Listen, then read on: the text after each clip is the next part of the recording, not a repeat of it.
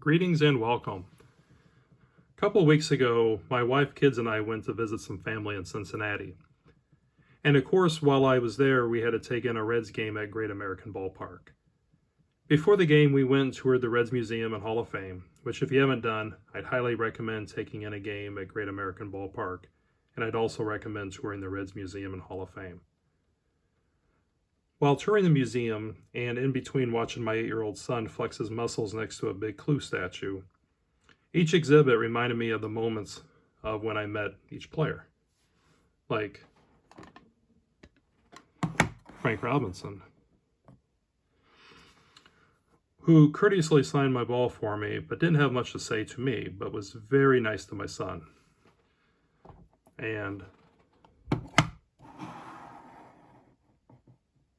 Johnny Bench, who held my son, who was just a year old at the time, and told him not to get his grubby hands on the baseball.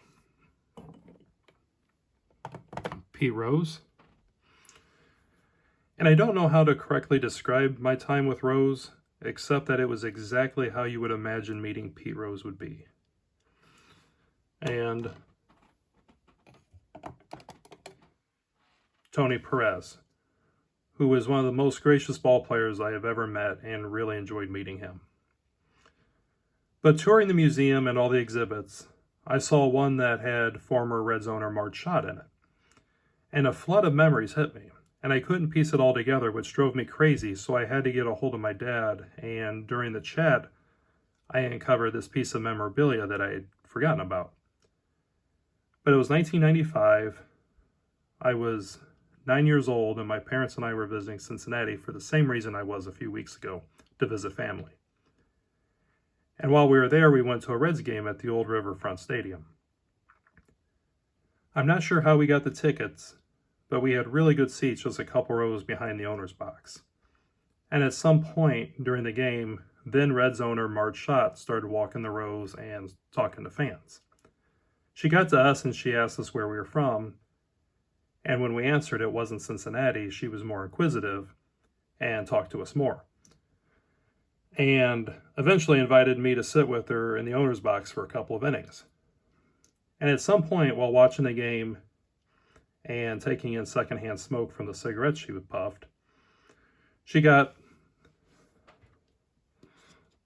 this ball signed for me. And as you can see, she put Marge Schott and her second dog, Shotzi. She had two Shotzis, and she marked it 2. And Reggie Sanders, Barry Larkin,